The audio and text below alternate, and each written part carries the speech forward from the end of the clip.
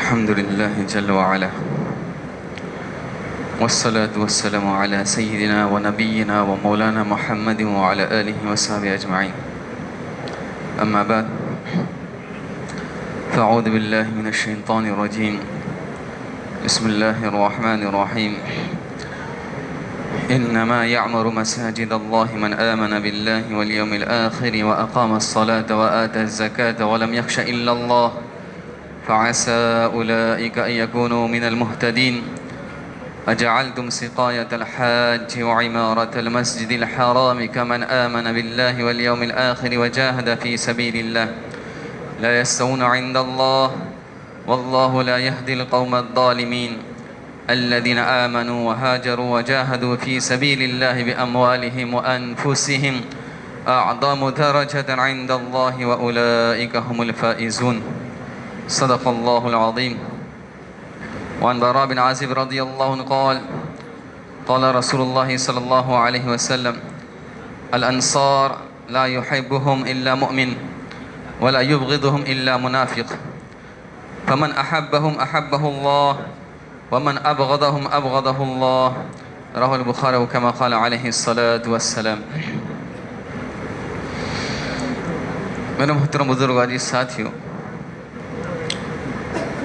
اللہ تبارک تعالیٰ نے ہم پر بڑا کرم کیا، احسان کیا کہ اللہ تعالیٰ نے ہم کو ایمان کی دولت سے نوازا، جس پر اللہ تبارک تعالیٰ نے دنیا آخرت کی کامیابی، سرفرازی کے وعدے رکھے ہیں. لہذا یہ بہت بڑی دولت ہے، اور جتنی بڑی دولت ہوتی ہے اتنا ڈاکو جو اس کا جو بہت بڑا رہتا ہے، اس کا ڈاکو، اس کا چوڑ یہ بڑا رہتا ہے. لہذا جس طرح سے دنیا کی چیزوں سے انسان غافل نہیں رہتا، اپنے ایمان سے بھی اس کو غافل نہیں رہنا چاہیے. آدمی اپنے ایک چپل کی بھی حفاظت کرتا ہے، مستقل اس کے ذہن میں رہتا ہے میں نے کس جگہ پر چپل نکالا ہے، چابی کہاں پر رکھا ہے. بھول گیا تو مستقل اس کو سوچ میں رہتا ہے میں گھڑی کہاں پر بھول گیا. ایک ایک چیز کی آدمی فکر کرتا ہے. تو جو ایمان ہم کو دنیا آخرت کی کامیابی دلانے والا ہے، اس کو بچانے کی، اس کو باقی رکھنے کی، اور مرنے کے بعد اس کو اپنے ساتھ میں لے جانے کی فکر ہم کتنی کر رہے ہیں، اور کس چیز سے ایمان ہمارا بچے گا، کس چیز سے اس کی حفاظت ہو جائیں گی، کس چیز سے اس کی حفاظت ہو جائیں گی. تو فرماتے ہیں کہ اس کی حفاظت ایمان پر محنت کے ذریعے سے ہوں گی. والذین جاہدوا فینا لنہدینہم سبلنا وان اللہ لمع المحسنین. جو ہمارے راہ میں مجاہدے کرتے ہیں، کوششیں کرتے ہیں، ہم ان کے لیے راہوں کو ہموار کر دیتے ہیں، جنت کے راستے ان کے لیے آسان کر دیتے ہیں. صرف ایمان کا مل جانا کامیابی کی علامت نہیں، بلکہ اس ایمان کو آخرت میں بچا کر لے کے جانا یہ بہت بڑی ضرورت ہے اس کی. ان الذين قالوا ربنا الله ثم استقاموا تتنزل عليهم الملائكة الا تخافوا ولا تحزنوا وابشروا بالجنة التي كنتم توعدون. جن لوگوں نے کہا کہ ہمارا رب اللہ ہے، پھر انہوں نے اس پر استقامت اختیار کری، اس کے ایمانی تقاضوں کو پورا کر لیا. ایمان مجھ سے کس چیز کا مطالبہ کرتا ہے، اور اس امت میں ہم جو پیدا ہوئے ہیں تو ہمارا اس امت میں پیدا کرنے کا اللہ تعالیٰ کا مقصد کیا ہے؟ محض عبادت، محض چند اعمال کر لینا نہیں، بلکہ اس امت کی ذمہ داریاں بڑی ہوئی ہیں. چونکہ اس امت کے فضائل بڑے ہیں تو اس کی ذمہ داری بھی بڑی ہوئی ہیں. اللہ تبارک تعالیٰ قرآن میں فرماتے ہیں: ما كان للمشركين ان يعمروا مساجد الله شاهدين على انفسهم بالكفر اولئك حبطت اعمالهم وفي النار هم خالدون. مشرکین کا کام نہیں ہے کہ مسجدوں کا آباد کرے، وہ تو اپنے اوپر کفر کی گواہی دے چکے ہیں، ان کے اعمال حبط ہو چکے ہیں، باطل ہو چکے ہیں. کفر اور شرک کے ساتھ اللہ کوئی عمل قبول نہیں کرتا. انما یعمر مساجد اللہ من آمن باللہ والیوم الآخر وجاہد فی سبیل اللہ. انما یعمر مساجد اللہ من آمن باللہ والیوم الآخر. مسجدوں کا آباد کرنے والے وہ ہیں جو اللہ پر ایمان لاتے ہیں، قیامت پر ایمان لاتے ہیں، آخرت کے چیزوں پر ایمان لاتے ہیں، مرنے کے بعد جتنی چیزیں آنے والی ہیں ان تمام چیزوں پر ایمان لاتے ہیں. وَلَمْ يَخْشَ إِلَّا اللَّهِ. اور اسی اقام الصلاۃ و آت الزکاۃ، نماز کو قائم کرتے ہیں، زکوٰۃ دیتے ہیں، ولم یخش الا اللہ، اور اللہ ہی سے ڈرتے ہیں، فعسى اولئک ان یکونوا من المہتدین، امید ہے کہ یہ لوگ ہدایت یافتہ لوگوں میں سے ہیں۔ اصل اللہ کے تعالیٰ اس آیت میں آگے چل کر فرما رہے ہیں اجعلتم سقایۃ الحاج وعمارۃ المسجد الحرام کمن آمن باللہ والیوم الآخر وجاہد فی سبیل اللہ، کیا تم نے حاجیوں کو پانی پلانا اور مسجد حرام کی تعمیر کرنا اس شخص کی طرح قرار دیا جو اللہ پر اور آخرت پر اور اللہ کے راستے میں کیا کر رہا ہے، جہاد کر رہا ہے، اس کے برابر کر دیا؟ لا یستوون عند اللہ، یہ دونوں برابر نہیں ہو سکتے اللہ کے پاس۔ کعبۃ اللہ کی خدمت کتنی بڑی خدمت ہے، حاجیوں کو پانی پلانا بہت بڑی خدمت ہے، لیکن اللہ تعالیٰ فرماتے ہیں کہ اس کے مقابلے میں اللہ اور آخرت پر ایمان لانا اور اللہ کے دین کی خدمت کرنا اس سے بڑی ہوئی ہے۔ لا یستوون عند اللہ، یا اللہ کے نزدیک برابر نہیں ہو سکتے۔ واللہ لا یہدی القوم الظالمین الذین آمنوا وہاجروا، جو لوگ ایمان لائے اور انہوں نے ہجرتیں کی۔ ہجرت کا مطلب کیا ہوتا ہے؟ اپنے شہر کو چھوڑا، اپنے گھر کو چھوڑا، اپنے پراپرٹی کو چھوڑا، اپنے جائیداد کو چھوڑا، بیوی بچوں کو چھوڑا، سب کچھ چھوڑا۔ الذین ہاجروا، الذین آمنوا وہاجروا وجاہدوا فی سبیل اللہ باموالہم وانفسہم، اپنے جان اپنے مال کے ذریعے سے اللہ کے دین کی خدمت کی، اللہ کے لیے مجاہدہ کیا، جہاد کیا، کافروں سے مقابلہ کیا، کہ جو ایمان ہم لائے ہیں یہ ایمان پوری دنیا میں پھیل جائے۔ جو دولت اللہ تعالیٰ نے ہم کو دی ہے، دنیا کا ہر بسنے والا اس شرف سے کیا ہو جائے، اس دولت سے سرفراز ہو جائے۔ یہ حضرت صحابہ کرام نے فکریں کی، محنت کی، مجاہدے کیے، تب جا کے ان کے نسلوں میں اور ہم تک یہ دین پہنچائے۔ بہت بڑی ذمہ داری ہے۔ اللہ کے رسول صلی اللہ علیہ وسلم بدر کے موقع پر فرما رہے اللہم ان تہلک ہذہ العصابہ، اے اللہ اگر یہ تھوڑی بڑی ٹوٹی یہ جو جماعت ہے یا اگر ہلاک ہو جائے، لن تعبد، سرزمین میں تیری عبادت نہیں ہوگی، تیرا دین مٹ جائے گا، ختم ہو جائے گا۔ لہذا یہ دین پوری دنیا میں، پورے عالم کے بسنے والے لوگوں میں اس طرح سے پھیل جائے، اس کی طرح فکر ہو۔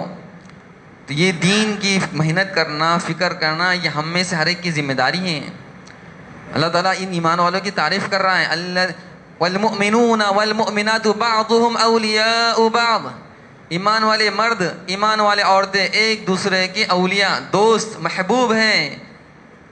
یأمرون الذین والمؤمنون والمؤمنات بعضهم اولیاء بعض یأمرون بالمعروف وینہون عن المنکر، ایک دوسرے کے ایمان والے بھائی ہیں تو پھر ایک دوسرے کے دوست ہیں، تو دوست کا کیا کام ہوتا ہے؟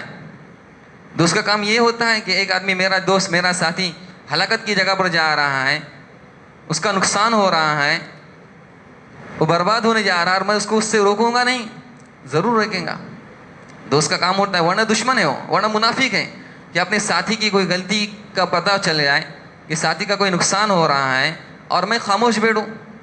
اس طرح کوئی نماز کے اندر داخل ہونا چاہ رہا ہے اور اس کے بدن کے اوپر نجاست لگی ہوئی ہے اور میں اس کو اطلاع نہ کروں، تو ساتھی کیسا، وہ دوست کیسا؟ ساتھی اور دوست کا کام یہ ہے کہ اس کے خیر کی طرف رہنمائی کریں۔ تو اللہ تعالیٰ ان کی پہلی صفت بیان کر رہے ہیں کہ ایمان والے مرد، ایمان والے عورتیں وہ ہیں جو ایک دوسرے کو بھلائی کا حکم کرتے ہیں اور برائی سے روکتے ہیں۔ وَيُقِيمُونَ الصَّلَاةَ وَيُؤْتُونَ الزَّكَاةَ، بعد میں اللہ نے فرمایا کہ نماز کو قائم کرتے ہیں اور زکوٰۃ دیتے ہیں۔ وَيُطِيعُونَ اللَّهَ وَرَسُولَهُ، اللہ اور اس کے رسول کی اطاعت فرما برداری کرتے ہیں۔ أُولَٰئِكَ سَيَرْحَمُهُمُ اللَّهُ، یہ وہ لوگ ہیں جن پر اللہ تعالیٰ قریب رحم کرنے والا ہے۔ علماء فرماتے ہیں کہ بدلہ جو دیا جاتا ہے اسی کے جن سے دیا جاتا ہے، تو یہاں پر ایک دوسرے پر وہ رحم کر رہے ہیں، بھلائی کا حکم کر رہے ہیں اور برائی سے روک رہے ہیں، ان کو حرام کاری سے روک رہے ہیں، چوری سے روک رہے ہیں، ڈکیٹی سے روک رہے ہیں، شراب سے روک رہے ہیں، جوا سے ان کو روک رہے ہیں، ایسے ایسے اڈے میں جا کر، گناہوں کے اڈے میں جا کر ان کو نکال رہے ہیں۔ اللہ اور اس کے رسول کا ڈر، خوف اور آخرت کا یقین پیدا کر رہے ہیں، اللہ ان پر رحم کرے گا، اس لیے کہ یہ بھی بندوں پر رحم کرتے ہیں۔ اور اللہ کا وعدہ ہے ارحموا من فی الارض یرحمکم من فی السماء، تم زمین والوں پر رحم کرو، آسمان والا تم پر رحم کرے گا۔ الراحمون یرحمہم الرحمن، ایک رحم تو ہم ظاہری اعتبار سے کسی کا کر دیا کہ بھائی کسی کو رستہ پار کر دیا، کسی کی بھوک کی، کھانے کی، پینے کی، شادی کی، اور ڈاکٹر کی ضرورت کو ہم نے پورا کر دیا, ضرور ہم نے اس پر رحم کر دیا, لیکن حقیقی رحم کیا ہو سکتا ہے؟ فَمَن زُحْزِحَ عَنِ النَّارِ وَأُدْخِلَ الْجَنَّةَ فَقَدْ فَازَ. یہ حقیقی رحم ہے, اس کے متعلق کل قیامت کے دن کہا جائے کہ فمن اوتیا کتابہ بیمینی, کہ اس کا نام اعمال اس کے داہنے ہاتھ میں دیا گیا, یہ اس پر رحم ہو گیا. جس کے متعلق یہ فیصلہ کر دیا کہ یہ شخص جنتی ہیں, یہ شخص اب یہ شخص آخرت کی کامیابی اور عرش کے سائے کے اندر رہیں گا, جس کے متعلق کل یہ اعلان کر دیا جائے گا, تو اس کی خوشی کا کوئی انتہا نہیں رہیں گی. تو بتاؤ حقیقی رحم تو یہ ہے کہ ہم ایک دوسرے پر کیا کریں, رحم کریں کہ یہ بیچارہ مسجد سے دور ہے, اعمال سے دور ہے, حلال کھانے سے دور ہے, تو یہ کس طرح سے صحیح راست پر آ جائے, ہدایت پر آ جائے. یہ مسجد کا آباد کرنا, ایک مسجد تعمیر سے آباد ہوتی ہے اور ایک مسجد نمازیوں سے آباد ہوتی ہے, نمازیوں سے آباد ہوتی ہے. تو ہماری 100% مسجدیں کیا ہو, آباد ہو, اس کے لیے ہم نے کیا فکر کی؟ اللہ کے رسول صلی اللہ علیہ وسلم ایک ایک شخص کی فکر کر رہے ہیں, ایک ایک شخص کی فکر کر رہے ہیں. حضرت خالد بن ولید رضی اللہ عنہ اپنے اسلام لانے کا قصہ بیان کر رہے ہیں. اللہ بن کثیر رحمۃ اللہ علیہ نے البدایہ والنہایہ کے اندر ذکر کر دیا. حضرت خالد خود فرماتے ہیں کہ عمرۃ القضیہ کے اندر اللہ کے رسول صلی اللہ علیہ وسلم تشریف لائے. حدیبیہ کے اندر یہ عہد ہوا تھا کہ ایک دوسرے کے ہم کیا کریں گے, جنگ نہیں کریں گے. 10 سال تک کا معاہدہ ہوا تھا, اور یہ بھی طے ہوا تھا کہ اس سال تم کو عمرہ نہیں کرنا ہے بلکہ اگلے سال عمرہ کرنا ہے. تو اللہ کے رسول اگلے سال عمرہ کے لیے آئے تھے, صرف 3 دن کے لیے. تو اس موقع پر حضرت خالد کے ایک بھائی ہیں ولید بن ولید. تو اللہ کے رسول نے حضرت ولید بن ولید سے پوچھا کہ تمہارے بھائی خالد کہاں پر ہیں؟ خالد جیسا شخص اسلام سے پیچھے رہ سکتا ہے؟ اگر وہ ہمارے پاس آئے تو ہم اس کو کیا کریں گے, ایسے ہی آگے بڑھائیں گے جس طرح کہ ان کے اندر جو صلاحیتیں ہیں, وہ صفات ہیں. اللہ کے رسول نے حدیث میں فرمایا الناس معادن کا معادن الذهب والفضة, لوگ یہ کانے ہیں جس طرح کے سونے اور چاندی کی کانے ہوتی ہیں, ان میں بہت سارے خیر چھپی ہوئی ہیں, بہت سارے ان کے اندر صلاحیت ہے, وہ دین کے لیے بہت کچھ مجاہدہ کر سکتے ہیں. آج ہم دیکھیں, تھوڑا سا غور کریں, صبح ہم اٹھتے ہیں تو ہماری جو فکریں رہتی ہیں شام تک سونے تک, کتنی دین کے لیے رہتی ہے اور کتنی دنیا کے لیے رہتی ہیں. صبح اٹھا, مارکیٹ گیا, آفس گیا, فلاں جگہ پر گیا, اس کا کام کیا, اس کا کام کیا. میں نے دین کا کام کتنا کیا کہ بس دین کے لیے بس 2-4 لوگ کچھ ہے وہی کام کر لیں گے, کہ ہمارا اس کی ذمہ داری کچھ نہیں ہے. کنتم خیر امہ اخرجت للناس تأمرون بالمعروف وتنہون عن المنکر, کس کے لیے ہیں؟ یہ ساری امت کے لیے ہیں. ومن احسن قولا ممن دعا الی اللہ وعمل صالحا وقال اننی من المسلمین. اللہ کس کی تعریف فرما رہے ہیں؟ اس سے بڑھ کر کس کی بات ہو سکتی ہے جو اللہ کی طرف دعوت دے, اللہ کو کی طرف لوگوں کو بلائے, لوگوں کو خیر کی دعوت دے اور کہے کہ میں عام مسلمانوں سے ایک مسلمان ہوں. یہ کس کے لیے ہو سکتا ہے؟ اللہ تعالیٰ ان کے لیے بشارت دے رہے ہیں, یبشرہم ربہم برحمت منہ ورضوان وجنات لہم فیہا نعیم مقیم خالدین فیہا ابدا ان اللہ عنده اجر عظیم.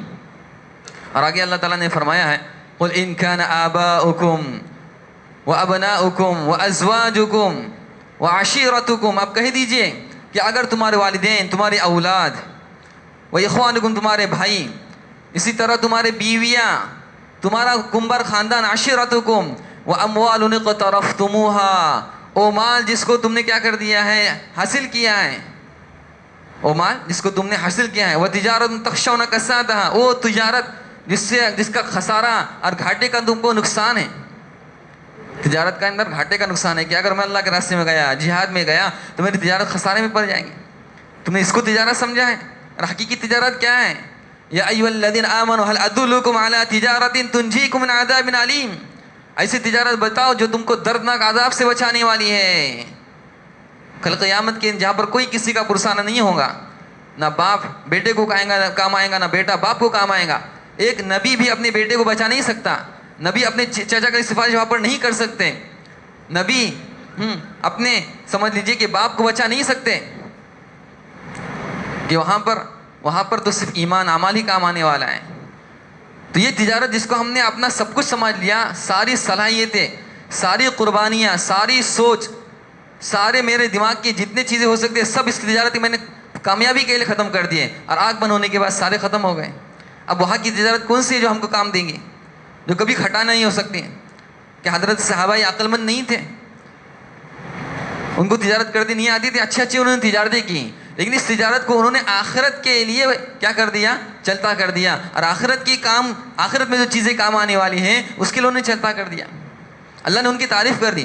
رجال لا تلہیہم تجارت ولا بیع عن ذکر اللہ واقام الصلاة وایتاء الزکاة یخافون یوما تتقلب فیہ القلوب والابصار.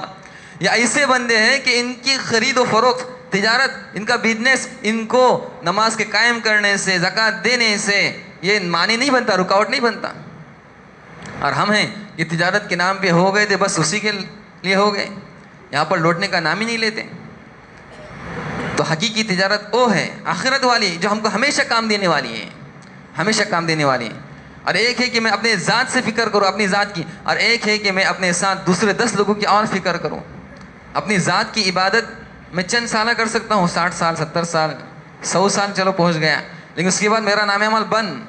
اس کے بعد اگر ہمارا اپنے نام عمل کھولنا ہے تو حدیث میں اللہ کے رسول نے بتایا من دعا الی ہدی کان له من الاجر مثل من عمل به من غیر ان ينقص من اجورهم شیئا. جو کسی کو ہدایت کی طرف بلائے، خیر کی دعوت دے تو اس کو اس کا ثواب ملے گا. جتنے لوگ اس پر عمل کریں گے ان تمام کا اجر ثواب اس کو دیا جائے گا. میں نماز پڑھا، میں نے 10 لوگوں کو لے کے آیا، رکشہ کے اندر بیٹھے لیتے رہے تو ساتھ میں ان کو بھی لے کے آتے جانے کا. آج پورا رکشہ فل ہے ہمارا.